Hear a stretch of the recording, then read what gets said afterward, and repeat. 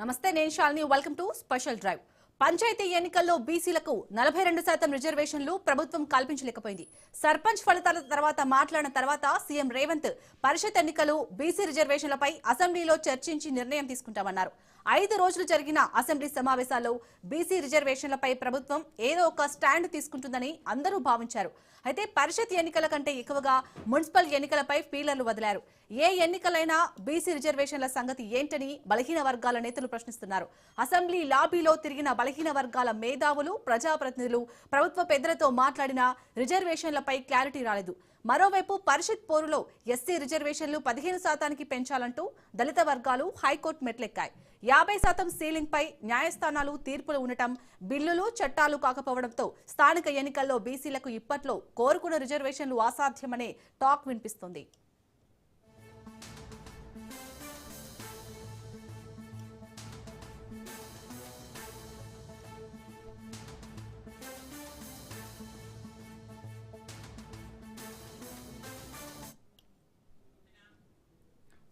రాబోయే మున్సిపల్ ఎన్నికల్లో అయితే మరి ప్రభుత్వం చెప్పినట్టు 42% బీసీ రిజర్వేషన్లు అమలవుతాయా లేదా అనేది దీనిపై పూర్తి డిస్కషన్ మా ఇన్పుట్ శ్రీకాంత్ చేస్తారు. Srikanth, over to you. Shalini, good afternoon. So బీసీల సంగతి ఏంది, బీసీల రిజర్వేషన్ల సంగతి ఏంది అనేది కనిపిస్తోంది. పంచాయతీ ఎన్నికల్లో బీసీలకు 42% రిజర్వేషన్లు అంటే అది సుప్రీంకోర్టు గైడ్ లైన్స్ ఉన్నాయి కాబట్టి సో 50% లోపే బీసీ రిజర్వేషన్లు కల్పిస్తాం, తర్వాత మేము పార్టీ పరంగా ఇస్తామన్నారు. ఆ రకంగానే ముందుకు పోయారు. అయితే అసెంబ్లీ సమావేశాల కంటే ముందు మంత్రులు మాట్లాడినటువంటి మాటలు ఏంటంటే బీసీ రిజర్వేషన్లకు సంబంధించి స్థానిక సంస్థల ఎన్నికల్లో సో ప్రస్తుతానికి అది కోర్టు ఇష్యూస్లో ఉంది కాబట్టి మేము అసెంబ్లీలో చర్చించిన తర్వాత తీర్మానం చేసిన తర్వాత ఎన్నికలకు వెళ్తామని చెప్పేసి స్థానిక సంస్థల ఎన్నికల విషయంలో చెప్పారు. అండ్ ఈలోపే మున్సిపల్ సంబంధించి ఎన్నికల ఫీలర్స్ కూడా వదిలారు. మున్సిపల్ ఎన్నికలు కూడా జరగబోతున్నాయి. ఇట్లా నేపథ్యంలో అసెంబ్లీ అయిపోయింది. 13 బిల్లుల్ని ఆమోదింపజేసుకున్నారు. దాంట్లో ప్రధానంగా మున్సిపల్ జిహెచ్ఎంసీ సవరణ బిల్లు, జిహెచ్ఎంసీ 2వ సవరణ బిల్లు, మున్సిపల్ చట్ట సవరణతో పాటు పంచాయతీరాజ్ చట్ట సవరణ, ఎట్ ది సేమ్ టైం అటు ప్రైవేట్ యూనివర్సిటీ బిల్లుతో పాటు మోటార్ వెహికల్స్ సంబంధించినటువంటి టాక్సేషన్ బిల్లులు సభలో చర్చించడం జరిగింది. వాటిపైన ఒక తీర్మానం తీసుకురావడం జరిగింది. ఇక ఉపాధి హామీకి సంబంధించి పాతదే యథావిధంగా మేము కొనసాగిస్తామన్నారు. ఆ తర్వాత నీళ్లకు సంబంధించినటువంటి విషయంలో కూడా మేము కొట్లాడతాం కేంద్రంతో మాట్లాడినటువంటి అంశం. ఈ పాయింట్స్ పైన అసెంబ్లీ సమావేశాలు జరిగినాయి. అండ్ అంతకు ముందు స్థానిక సంస్థల రిజర్వేషన్లకు సంబంధించి ఏం నిర్ణయిస్తారు? పార్టీ పరంగానే ఇస్తామంటారా? ఒకవేళ పార్టీ పరంగా ఇస్తే ఈ ప్రభుత్వం ఫెయిల్ అయినట్టే. ఎందుకంటే కామారెడ్డి డిక్లరేషన్లో 42% స్థానిక సంస్థల్లో చట్టపరంగా మేము రిజర్వేషన్లు ఇచ్చి ముందుకెళ్తా ఉన్నారు. చట్టపరంగా రిజర్వేషన్లు ఇస్తా ఉన్నప్పుడు కోర్టు ఈ క్యాప్స్ ఉన్నాయి, కోర్టు లీగల్ ఇష్యూస్ ఉన్నాయన్నటువంటి విషయం ఆ రోజు తెలీదా? ఖచ్చితంగా తెలుసు. ఎందుకంటే ఇది గతం నుంచి ఉన్నటువంటి సమస్యే కాబట్టి సో ఈ ఇష్యూ తెలిసే వాళ్ళు హామీ ఇచ్చారా, లేదంటే ఈ హామీ అబద్ధపు హామీయా? ఖచ్చితంగా రేపొద్దున బీసీ సంఘాలు దీనిపైన తిరుగుబాటు జెండా ఎగరేస్తాయి. భిక్షగా ఇస్తే మాకెందుకు, హక్కుగా మాకు రావాలి, చట్టపరంగా రావాలని చెప్పేసి ఇప్పటికే డిమాండ్ చేస్తారు. గ్రామ పంచాయతీ ఎన్నికల్లో కుదరలేదు. స్థానిక సంస్థల ఎన్నికల పరిస్థితి ఏమిటి? రేపొద్దున జిహెచ్ఎంసీ ఎన్నికల మున్సిపల్ ఎన్నికల పరిస్థితి ఏమిటి? ఇవన్నీ కూడా క్వశ్చన్ మార్క్స్ కనిపిస్తున్నాయి. బట్ ప్రభుత్వం మాత్రం ఈ అంశం పైన అసెంబ్లీలో చర్చ జరపలేదు. అండ్ ప్రతిపక్షాలు కూడా అనూహ్యంగా ఈ మాటను ఎక్కడ మాట్లాడలేదు. అఫ్ కోర్స్ మాట్లాడదామంటే ప్రతిపక్షం కూడా లేదనుకోండి, అది వేరే విషయం. మాట్లాడదాం. కంబోజ్ వెంకటేశ్వర్లు గారు, at the same time BRS party అధికార ప్రతినిధి ఆయన, నుమాన్ గారు కాంగ్రెస్ పార్టీ ఏఐసిసి అధికార ప్రతినిధి మనతో పాటు అందుబాటులో ఉన్నారు. నుమాన్ గారు నమస్తే. నమస్కారం. నుమాన్ గారు, బీసీ రిజర్వేషన్ల అంశాన్ని మర్చిపోతున్నారా, మరిపిస్తున్నారా? ఎందుకు అసెంబ్లీలో చర్చ చేసిన తర్వాత నిర్ణయం తీసుకుంటా ఉన్నారు, అసెంబ్లీలో అంశాన్ని తీసుకురాలేదు పరిగణలోకి? ఎట్లా చూడొచ్చు?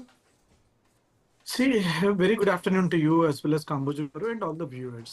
So ఏదైతే బీసీ రిజర్వేషన్ గురించి మనం మాట్లాడుతున్నామో, Congress party has always stood for social justice. Social justice, సామాజిక న్యాయం జరగాలి అని చెప్పేసి బీసీ డిక్లరేషన్ తీసుకొచ్చేసేసి కామారెడ్డిలో డిక్లరేషన్ ఇచ్చేసేసి దాంట్లో 42% ఇవ్వాలి అని చెప్పేసి, రిజర్వేషన్ ఇవ్వాలి అని చెప్పేసి మేము అధికారంలో వచ్చిన 1 సంవత్సరం లోపు మేము ఇక్కడ కులగణన చేసి క్యాస్ట్ సెన్సస్ చేసేసి ఇక్కడ 53% ఉన్నారు బీసీలు అని చెప్పేసి వాటికి కావాల్సినటువంటి 42% రిజర్వేషన్ ఇవ్వాలి అని చెప్పేసి అసెంబ్లీ నుంచి రిజల్యూషన్ పంపించేసేసి కేంద్రం దగ్గర ఉంది. ఇప్పుడు ఎసెన్షియల్లీ ఆర్డినెన్స్ కింద తీసుకుపోయి గవర్నర్ ని ఆమోదం చేయమని చెప్పేసి మేము చెప్తే గవర్నర్ వారు ఈ రోజు వరకు వారు ఆమోదింప చేయలేదు. దాంతో పాటు దానిని మనం కాన్స్టిట్యూషన్ గా రాజ్యాంగబద్ధంగా ఒకవేళ మనకి ఇవ్వదలుచుకుంటే కేంద్రం దాంట్లో జోక్యం చేసుకోవాల్సిన అవసరం ఉంది. ఎందుకంటే జీవోలతో రిజర్వేషన్ రావు, జీవోలతో కేవలం వర్గీకరణ మాత్రమే చేస్తున్నటువంటి లాజిక్ మీకు తెలుసు కదా. నేనేమంటున్నాను, that is what I'm saying. See once we promised assembly elections లో మేము ప్రామిస్ చేసిన తర్వాత, రాహుల్ గాంధీ గారు ప్రామిస్ చేసిన తర్వాత బీసీ డిక్లరేషన్ కి బీసీ సామాజిక న్యాయం గురించి మేము ఇస్తామని చెప్పేసిన తర్వాత పార్లమెంట్ ఎలక్షన్స్ వచ్చినప్పుడు మేము 5 లైన్ లో కూడా ఇది మేము పెట్టినాము. మేము కేంద్రంలో మేము అధికారంలోకి వచ్చిన వెంటనే మేము ఈ భారతదేశం మొత్తంలో క్యాస్ట్ సెన్సస్ జిస్కి జిత్ని భాగీదారీ ఇస్కి ఇతని హిస్సేదారీ అని చెప్పేసి తీసుకొచ్చినటువంటి మొట్టమొదటి వ్యక్తి శ్రీ రాహుల్ గాంధీ గారు. ఈ రోజు అదే నరేంద్ర మోదీ గారు he's talking about social justice. వాళ్ళు ఏమంటున్నారండి, గిన్తీ కరువు అని చెప్పేసి అంటున్నారండి. వాళ్ళు ఎంటైర్ ఇండియా చేస్తా అని చెప్పేసి వారు అంటున్నారండి. నేను ఇప్పుడు ఒకటే మాట్లాడుతున్నాను. నేను I'm talking about one thing. So essentially this is something which we have stood by. నేనేమంటున్నా సరే, ఇప్పుడు మీరు లాజిక్స్ మాట్లాడుతున్నారు.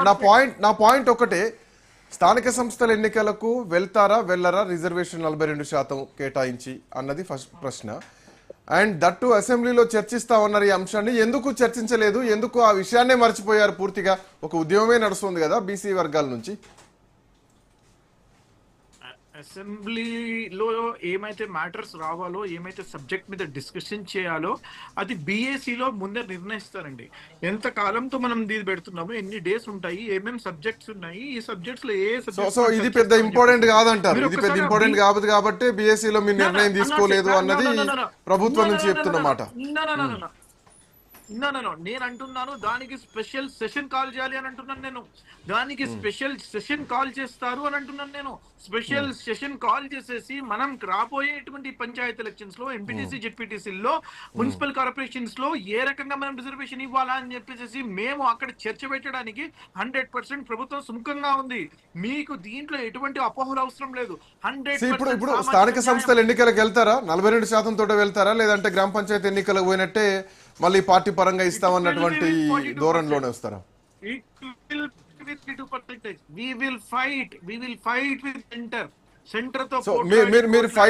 మీరు ఫైట్ చేస్తా అన్న ఇప్పుడు ఆల్రెడీ మొన్న పార్లమెంట్ సమావేశాలు అయిపోయినాయి. దాంట్లో ఎంత ఫైట్ చేశారన్నది మీకు తెలుసు, నాకు తెలుసు, ప్రపంచానికి తెలుసు, తెలంగాణ రాష్ట్రం కూడా చూసింది. అక్కడ జరగనటువంటి ఫైట్ ఇంకెక్కడ చేస్తారు? కోర్టుల మీద ఫైట్ చేస్తారా? కోర్టుల మీద నిరసనలు తెలుపుతూ బంద్ కాల్ ఇస్తే ఆ బంద్లో మీరు కూడా పాల్గొంటారా? ఏ రకంగా అయితే తమిళనాడులో మోర్ దాన్ 50% రిజర్వేషన్స్ అక్కడ ఇస్తున్నారో అదే రకంగా తెలంగాణలో కూడా ఇవ్వాలి అని చెప్పేసి మేము మా గణాన్ని మా యొక్క గళాన్ని మేము అక్కడ కేంద్రంలో మేము వినిపిస్తున్నాము. తమిళనాడు ఎగ్జాంపుల్ ప్రతిసారి తీసుకొస్తున్నారు కానీ తమిళనాడు ఎన్నికలకు, తమిళనాడు పాలిటిక్స్ కి, తమిళనాడు సామాజిక వర్గాలకు తెలంగాణకు చాలా తేడా ఉంటుంది. Point number 1. అండ్ తమిళనాడులో స్థానిక సంస్థల ఎన్నికలకు సంబంధించిన రిజర్వేషన్లు కావవి, విద్యా ఉద్యోగాలలో మాత్రమే అక్కడ రిజర్వేషన్లకు సంబంధించి జయలలిత ఆ రోజు పివి నరసింహారావుతో కొట్లాడడం జరిగింది. ఇంకొకటి, అండ్ మోర్ ఓవర్ అక్కడ బీసీల రిజర్వేషన్ల కోసం అనేకంటే కూడా అక్కడ పాపులేషన్ మొత్తం కూడా ఒకే సామాజిక వర్గం ఉంటుంది కాబట్టి సో అక్కడ పెద్దగా యుద్ధ వాతావరణం ఏం జరగలేదు. సో ఇది ఇక్కడ మెయిన్ అర్థం చేసుకోవాల్సినటువంటి point. See, what I'm saying is Tamil Nadu is part of India. Telangana is part of India. వారికి ఒక రూల్, మాకు ఒక రూల్ వర్తించదు. 100% వారికి సాధ్యమవుతుంది, సాధించేంత వరకు మేము పోట్లాడతామని అంటున్నాను నేను. It is the Congress party. మీరు మొన్న సర్పంచ్ ఎలక్షన్స్ లో చూసుకుంటే 42% పార్టీ పరంగా ఇచ్చినటువంటి పార్టీ కాంగ్రెస్ పార్టీ. వీరికి 10 సంవత్సరాల అధికారంలో ఉండి బీఆర్ఎస్ ఈనాడైనా వారు బీసీ డిక్లరేషన్ అని చెప్పేసి బీసీల కోసం న్యాయం చేస్తామని చెప్పేసి ఆనాడు బీసీని ముఖ్యమంత్రిని చేస్తా అని చెప్పేసి కల్వకుంట్ల చంద్రశేఖరరావు గారు అన్నారు. ఇది చాలా మంది మర్చిపోయి ఎవరు అడగడం లేదు. బీసీలని నేను ముఖ్యమంత్రిని చేస్తా అన్నాడు. దళితుడినే కాదండి, వారు బీసీలని కూడా ముఖ్యమంత్రిని చేస్తా అన్నారు. కానీ nobody is talking about it. 10 సంవత్సరాలు ఇప్పుడు ఆ చర్చ వద్దు. ఎందుకంటే ఇప్పుడు వాళ్ళు అన్నారు దళితులను ముఖ్యమంత్రి చేస్తా అన్నారు, చేయలేదు. సో పెద్ద దళితుల నుంచి ఉద్యమం రాలేదు, బీసీల నుంచి ఉద్యమం రాలేదు. కానీ బీసీలకు 42% రిజర్వేషన్లు ఇస్తా అన్నటువంటి కాంగ్రెస్ పార్టీ మీద పెద్ద ఉద్యమమే నడుస్తుంది. ఇప్పుడు కాంబోజ్ వెంకటేశ్వర్లు గారు తమిళనాడు తరహాలో కొట్లాడతాం మేము అని చెప్పేసి మాట్లాడుతున్నారు. అది అయ్యే పనైనా? తమిళనాడు 30 సంవత్సరాలు కొట్లాడితే వాళ్ళు 9వ షెడ్యూల్లో చేరడం జరిగింది. సో తెలంగాణలో ఈ మధ్యలోనే మొదలైంది, సంవత్సరంన్నర నుంచి అది కామారెడ్డి డిక్లరేషన్ నుంచి మొదలైంది.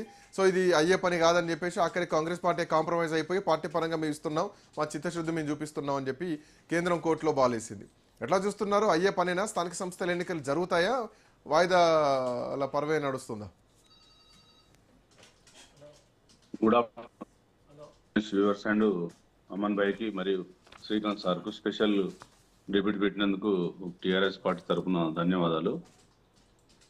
ఇలా పార్లమెంటు సెషన్స్, అసెంబ్లీ సెషన్స్ జరిగినటువంటి 24 నెలల్లో కాంగ్రెస్ పార్టీ 8 మంది ఎంపీలు, బీజేపీ పార్టీ 8 మంది ఎంపీలు బీసీ కులగణన మీద కానీ, బీసీ 42 డిక్లరేషన్ మీద కానీ అసెంబ్లీలో మాట్లాడలేదు, పార్లమెంట్ లో మాట్లాడలేదు. అసెంబ్లీలో గురించి మాట్లాడాలంటే ఎట్టుందంటే కళ్ళు ఉండి చూడలేని కబోదులు ఉంటారు కాంగ్రెస్ పార్టీ వాళ్ళు. 2014లో తెలంగాణ ఉద్యమం అయిపోయిన తర్వాత బీసీ రిజర్వేషన్, ఎస్సీ రిజర్వేషన్ పార్లమెంటులో అమెండ్మెంట్ చేసిన తర్వాత అసెంబ్లీలో, తెలంగాణ అసెంబ్లీలో బీసీలకు రిజర్వేషన్ కావాలని ఆర్ కృష్ణయ్య గారిని, మందకృష్ణ గారిని మోడీ గారి దగ్గర తీసుకెళ్లి ఈ అసెంబ్లీలో పాస్ చేసిన బిల్లును, 2 ఎస్సీ బిల్లు, బీసీ బిల్లును ఇలా పార్లమెంట్ హౌస్ లో ఉన్నమాట వాస్తవం కదా. అమెండ్మెంట్ ఎందుకు కాలేదంటే కేంద్ర ప్రభుత్వం తీసుకురావాలి, పార్లమెంటు ద్వారా 9th షెడ్యూల్ ద్వారా రాజకీయ ప్రక్రియ ద్వారా చేయాలి. అయితే ఇప్పుడు Congress party 42 declaration, Kamareddy declaration ఎందుకు కాలేదంటే వీళ్ళ మేనిఫెస్టో కమిటీ చైర్మన్ వైఫల్యము, రాహుల్ గాంధీ గారి వైఫల్యము, రేవంత్ రెడ్డి గారి వైఫల్యము. ఎందుకు వైఫల్యం అయిందంటే వాళ్ళ వైఫల్యాలే కానీ, భూసాని వెంకటేశ్వర్ల కమిషన్, డెడికేషన్ కమిషన్ కానీ, లేదంటే వీళ్ళు చేసినటువంటి కులగణన సర్వే కానీ ఇవన్నీ స్ట్రాంగ్ గానే ఉన్నాయా? అసలు 100% కులగణన జరగలేదు తెలంగాణలో. ఇంతకు ముందు వివిధ టీవీలలో, వివిధ రూపాలలో నేను భూసాని వెంకటేశ్వర్ల గారిని కలిసినప్పుడు కానీ, నిరంజన్ గారిని కలిసినప్పుడు కానీ నా దగ్గర ఉన్న డేటా ఇస్తే వాళ్ళకు దిమ్మే తిరిగిపోయింది. ఇలా సంచారుల జాతా వాటా, సేవా కులాల వాటా, నోటిఫైడ్ కాని కులాల వాటా తేల్చమని చెప్తే వాళ్ళు తూతూ మంత్రంగా కంప్లీట్ చేయకుండా, రిజర్వేషన్ బీసీ రిజర్వేషన్ కంప్లీట్ చేయకుండా, అది విచారణ సరిగా చేయకుండా ఏదో గవర్నమెంట్ కు సబ్మిట్ చేస్తే అదే అని చెప్పారు. అది కూడా ఇప్పుడు అసెంబ్లీలో ఇవ్వలేదు, కనీసం అసెంబ్లీలో ఎమ్మెల్యేలకు, ఎమ్మెల్సీలకు కూడా ఆ డ్రాఫ్ట్ ఇవ్వలేదు. కేంద్రానికి అసెంబ్లీలో, మండలిలో పెట్టి పంపిండు. నేను ఏమంటున్నంటే ఆ కులగణన అనేది తప్పు జరిగింది. ఇలా తెలంగాణలో ఎంత మంది పాపులేషన్ ఉన్నది అనేది ఎలక్షన్ కమిషన్ ఆఫ్ ఇండియా చెప్తుంది, తెలంగాణ గవర్నమెంట్ చెప్తుంది.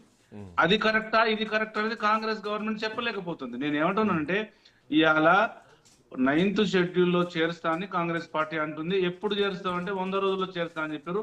ఇప్పటికీ 600 రోజులు అయిపోయింది. ఇంకొక అంశం ఏంటంటే తమిళనాడు తరహా అంటారు. మేము కేంద్రంలో అధికారంలో లేదు కదా, మేము అధికారంలో ఉన్నామా 100 రోజుల్లో పెట్టడానికి? మీరు ఇట్లా మాట్లాడితే ఎట్లా కాంబోజ్ గారు చెప్పండి? ఒక్క నిమిషం కాంబోజ్ గారు నేను అడుగుతాను. 1 సెకండ్.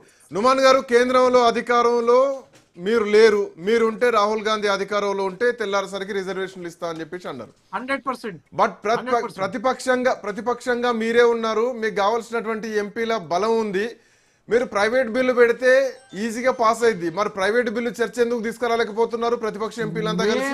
ఇదైతే మీ చేతుల్లో ఉంది కదా, కేంద్రం మీ చేతుల్లో లేకపోతే. మేము ఢిల్లీలో ప్రెజెంటేషన్లు ఇచ్చి కేంద్రం మీద ఒత్తిడి తీసుకొచ్చినందుకే ఈ రోజు నరేంద్ర మోదీ గారు మొత్తం దేశం మొత్తం గింతీకరం అంటున్నాడు కదా. ఇది ఈ లెక్కన ఇక 2029 వరకు, ఈ లెక్కన 2029 వరకు వెయిట్ చేయాల్సిందే కదా. నేను అనేది end of the day majority is important. End of the day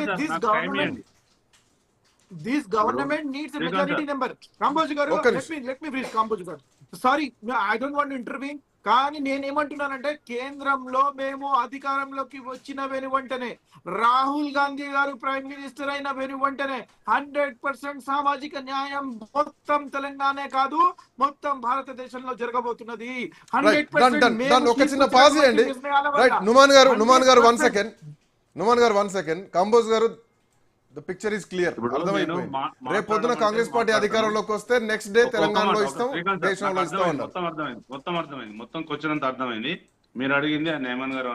ఇప్పుడు నేను మాట్లాడమంటే మాట్లాడతా, ఇదే ఎగ్జిట్ కామంటే ఎగ్జిట్. ఎందుకంటే ఎప్పుడు మాట్లాడినా నోమన్ గారు సబ్జెక్ట్ మాట్లాడలేదు. అంటే కామారెడ్డి వాళ్ళ టైంలో వాళ్ళు మాట్లాడుకోవాలి. కామారెడ్డి డిక్లరేషన్ అప్పుడు మేము ప్రధానమంత్రి అయితేనే కాంగ్రెస్ గవర్నమెంట్ వస్తేనే బీసీ రిజర్వేషన్ ఇస్తామని చెప్పిర్రా, మళ్ళీ ఇప్పుడు మాట మారుస్తున్నారు ఎందుకు? నేను ఏమంటున్నంటే రాహుల్ గాంధీ గారు ప్రధానమంత్రి అనేది కళ. ఈ దేశంలో వాళ్ళకు 99 సీట్లు వచ్చినాయి. వాళ్ళ ఫ్యూచర్ లో ఇంకా 100 years అయినా కాంగ్రెస్ పార్టీ ప్రభుత్వం రాదు. అంటే అప్పటి వరకు ఇవ్వలేదు. మరి 42% ఇస్తా అని ఎందుకు చెప్పిర్రు కామారెడ్డి డిక్లరేషన్ లో, మీ మేనిఫెస్టోలో? ఇవాళ మెయిన్ ఎజెండా అయింది ఇవాళ రాజేంద్ర జరుపుకుంటుందంటే లోకల్ బాడీ ఎలక్షన్లు ఎంపీటీసీ జెడ్పీటీసీ 42% ఇస్తారా ఇవ్వరా, ఎలక్షన్ పెడతారా పెట్టరా అని డెబిట్. అయితే గవర్నమెంట్ వైఫల్యం ఎట్లా చెందింది అనే దానికి ఒక రేవంత్ రెడ్డి గారి ప్రెస్ మీట్ లో పక్కన మినిస్టర్లు కూకున్నప్పుడు మేము 42% రిజర్వేషన్ మీద అసెంబ్లీలో చర్చ పెట్టి ఎలక్షన్ పెడతామని చెప్పిండు. కానీ మేము అపోజిషన్ గా 16వ తారీఖు వరకు అసెంబ్లీలో టైం అడిగాము. మీరు 16-17 రోజులు పెట్టండి అంటే వాళ్ళు ఓన్లీ 7-8 రోజులు పెట్టి మేము వాకౌట్ చేసి వెళ్ళిపోయిన తర్వాత ఆ ఎంపీటీసీ జడ్పీటీసీ ఎలక్షన్ల మాట మర్చిపోయి ఇవాళ ఎలక్షన్ కమిషన్ ఆఫ్ తెలంగాణ అన్ని కలెక్టర్లకు డ్రాఫ్ట్ తయారు చేయమని, ఓటర్ లిస్టు తయారు చేయమని నిన్న మొన్న నోటీసులు ఇచ్చింది. ఒకవేళ మళ్ళీ పార్టీ పరంగానే అంటే పరిస్థితులు ఏంటి? బీసీ సంఘాల నుంచి వచ్చేటువంటి రియాక్షన్స్ ఏంటి? అదే నేను చెప్పబోతున్నా. ఇవాళ 42% ఇవ్వలేక బోర్ల ఒక్కల పడ్డది కాంగ్రెస్ పార్టీ. ఎప్పుడు 80 ఏళ్ల చరిత్రలో ఏ గవర్నమెంట్ ఉన్నా 85% ఎక్కువ పర్సంటేజ్ సర్పంచులు గెలవాల్సిన దాంట్లో వాళ్ళు 50% కూడా గెలవలేదు. మేము అపోజిషన్ లో ఉండి 4,300 సర్పంచ్. మీరు ఆగండి సార్, మీరు ఆగండి. మీ వాయిస్ తర్వాత చెప్పండి. నేను చెప్పింది కరెక్ట్ వాస్తవం అనేది వేదికలో ఉన్నటువంటి గెస్టులు జర్నలిస్టులు చూస్తారు. జర్నలిస్టులు వాస్తవం చెప్తారు. మీరు చెప్పింది వాస్తవం, నేను చెప్పింది వాస్తవం అనేది వాళ్ళకి డెప్త్ ఇన్ఫర్మేషన్ ఉంటుంది. మీ టైంలో మీరు ఫుల్ఫిల్ చేయండి. ప్రతిసారి నో ఎస్ఎస్ రాహుల్ అని చెప్పకండి దయచేసి. నాకు ఇచ్చిన 2 నిమిషాలు కంప్లీట్ చేసుకుంటాను. ఇవాళ గుర్తు లేని ఎలక్షన్ పెట్టుకుంటే మనం మసిమూసి మారడుగాయలు చేయొచ్చు, ప్రజలను కన్ఫ్యూజ్ చేయొచ్చు అని గుర్తు లేని సర్పంచ్ ఎలక్షన్లు పెట్టి మేము గెలిచిందని చెప్పుకుంటారు. ఓకే, ఇవాళ మీరు సర్పంచ్ ఎలక్షన్లు అయిపోయిన తర్వాత జడ్పీటీసీ ఎంపీటీసీ నోటిఫికేషన్ ఎందుకు ఇవ్వట్లేదు అంటే మీకు భయం పట్టుకున్నది. 42% ఇవ్వలేదు, ఈ కారు గుర్తుకు ఓట్లేస్తారని. ఇంకొకటి మున్సిపల్లలో ఎందుకు ఇస్తున్నారు చెప్పండి. ఒకవేళ జెడ్పీటీసీ అంటే జరగాయా అన్న అంశం అట్లా ఉంచితే ఈ మున్సిపల్ ఎలక్షన్స్ మోకా కూడా చూసిన తర్వాత ఈ ఫ్లోను బట్టి మళ్ళీ పార్టీ పరంగానే ఎంపీటీసీ జెడ్పీటీసీల సైడ్ వెళ్తారేమో అన్నది ఇంకొక డౌట్ కనిపిస్తోంది. నేను ఏమంటున్నానంటే శ్రీకాంత్ సార్, ఇప్పుడు క్లియర్ గా గవర్నమెంట్ యొక్క అభిప్రాయం నాకు ఒక అంచనాకు వచ్చాను. నేను ఈ ఫిబ్రవరిలో మున్సిపల్ ఎలక్షన్ కు రావడానికి ఆస్కారం ఉంటుంది. దాన్ని బేస్ చేసుకొని జూన్ జూలై ఆగస్టు వరకు ఎంపీటీ జెడ్పీటీసీ వెళ్తారు. ఎందుకంటే వాళ్ళ వల్ల కావడం లేదు. ఇవాళ 15th కమిషన్ డబ్బులు గ్రామ పంచాయతీలకు రావాలంటే ఒక గ్రామంలో ఒక మనిషికి 851 రూపాయలతో పాటు 1000 ఓట్లు ఉంటే దాదాపు 8 లక్షలు గ్రామ పంచాయతీలు డైరెక్ట్ పడుతుంది. రేవంత్ రెడ్డి వాళ్ళ తమ్ముళ్ళని తీసుకొని కార్లు వేసుకొని పోయి తీసుకోవాల్సిన మినిస్టర్ తీసుకోవాల్సిన అవసరం లేదు. వన్స్ ఎలక్షన్ అయిపోయిందంటే election commission, parliament election commission ఒక నోట్ పంపిస్తుంది. ఆ నోటు ఫైనాన్స్ కమిషన్ పంపిస్తుంది. ఫైనాన్స్ కమిషన్ నోట్ చూసి విత్ ఇన్ ది అవర్స్ లో, విత్ ఇన్ ది డేస్ లో ఈ 15th ఫైనాన్స్ కమిషన్ గ్రామ పంచాయతీలో పడతాయి. కానీ ఇవాళ ఎంపీటీసీ సర్పంచ్ ఎలక్షన్లు అయిపోయిన తర్వాత జడ్పీటీసీ ఎంపీటీసీ ఎలక్షన్ ఎందుకు పెట్టట్లేదంటే కాంగ్రెస్ వైఫల్యం చెందింది, బీఆర్ఎస్ పార్టీకి పెచ్చుంది. మున్సిపల్ లో కూడా కంప్లీట్ గా బీఆర్ఎస్ కే పెచ్చుంది. కాబట్టి వాళ్ళు వైఫల్యాలు చెంది చర్చ అసెంబ్లీలో పెట్టకుండా కన్ఫ్యూజ్ కాంగ్రెస్ అయిపోయింది. ఇవాళ నేను ఏమంటున్నానంటే మీరు ఒక్క నిమిషం, ఒకసారి నుమాన్ గారు కొన్ని తప్పిదాలు కనిపిస్తున్నాయి. చేసిన సర్వే కానీ, చేసిన డెడికేషన్ కమిషన్ నివేదిక, భూసాని వెంకటేశ్వర్ నివేదిక కానీ ఏది కూడా బలంగా లేదు. కోర్టులు అవే ప్రశ్నించినాయి, బలహీనంగా ఉన్నాయి. మీరు చేసిన పనే బలహీనంగా ఉంది, డెడికేషన్ కమిషన్ నివేదిక బలహీనంగానే ఉంది. మోరోవర్ మీరు చేసినటువంటి బిల్లును నేరుగా రాష్ట్రపతికే పంపించేశారు. కేంద్ర ప్రభుత్వానికి పంపించి 2 ఉభయ సభల్లో దీని మీద చర్చ జరగాలని పట్టుబట్టాల్సింది, ప్రైవేట్ బిల్లు కోసం పట్టుబట్టాల్సింది. ఇలాంటి ఏమీ చేయకుండా మీరు ఏకంగా రాష్ట్రపతికి పంపించారు. బిల్లు అక్కడ పెండింగ్లో ఉంది, గవర్నర్ దగ్గర పెండింగ్లో ఉందని చెప్పేసి అన్నారు. 2 ఉభయ సభల్లో దీని మీద మీరు ఫైట్ చేయలేదు. ఇదే ఈ రోజు అనుమానాలకు తావిస్తోంది. మీ చిత్తశుద్ధి మీద వచ్చేటువంటి అనుమానానికి ఇదే బలమైనటువంటి రీజన్. సార్ 24-25 లో చాలా పార్లమెంట్ సెషన్ జరిగినాయి. 23-24 లో ఒక్క కాంగ్రెస్ ఎంపీ లేచి బీసీ కులగణన మీద 40% మీద మాట్లాడారు. కాంబోజ్ గారు ఓపిక పట్టండి, మీరు 10 సంవత్సరాలు ఏం చేసిండ్రో చెప్పండి. లెక్క మేము గురించి మీరు 42% మాట్లాడుతున్నారు. వాళ్ళు 42% రిజర్వేషన్లు అనలేదు కదా, వాళ్ళ 10 ఏళ్ళు పక్కన పెట్టండి నుమాన్ గారు. 42% మా మేనిఫెస్టోలో లేదు. మీరు 10 42% కాంగ్రెస్ సంవత్సరాలు మేనిఫెస్టో. మీరు భూస్వామి కమిషన్ కి మీరు ఏమన్నారండి కాంబోజ్ గారు?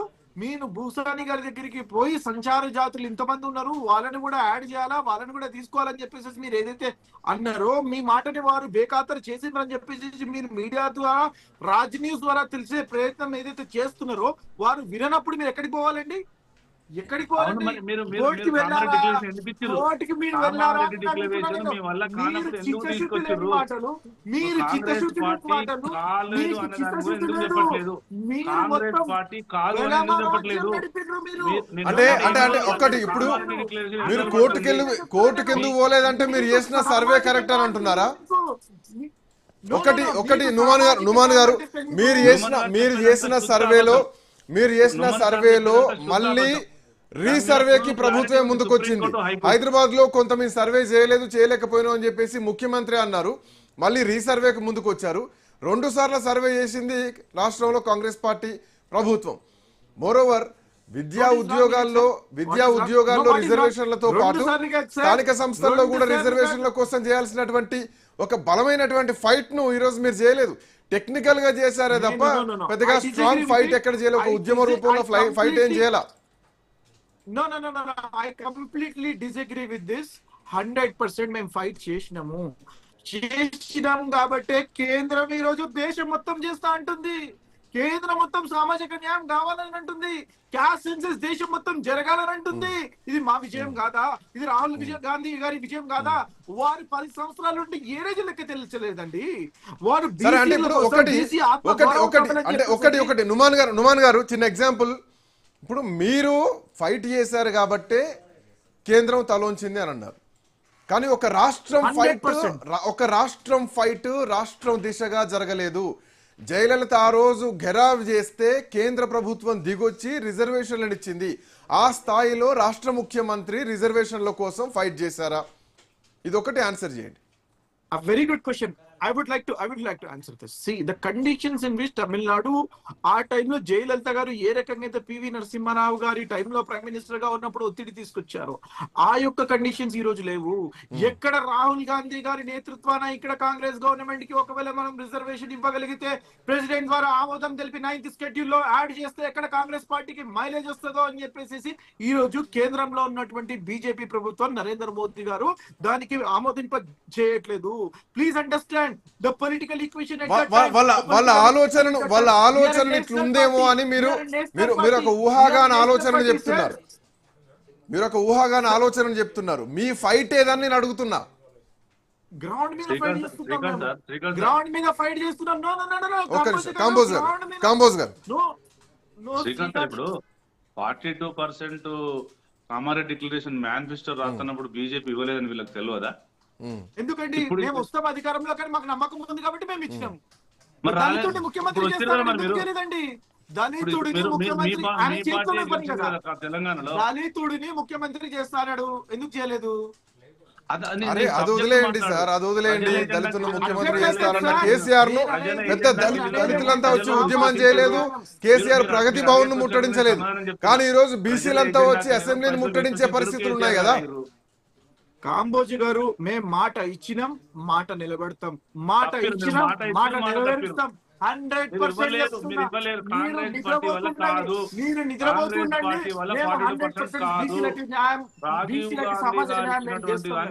చేస్తున్నారు. రాహుల్ గాంధీ గారు ప్రధానమంత్రి కాలేరు. రేవంత్ రెడ్డి ఇంకా 6 నెలలు ఏడాది అయిపోతాడు. మీ కాంగ్రెస్ పార్టీ 42% ఇవ్వలేదు.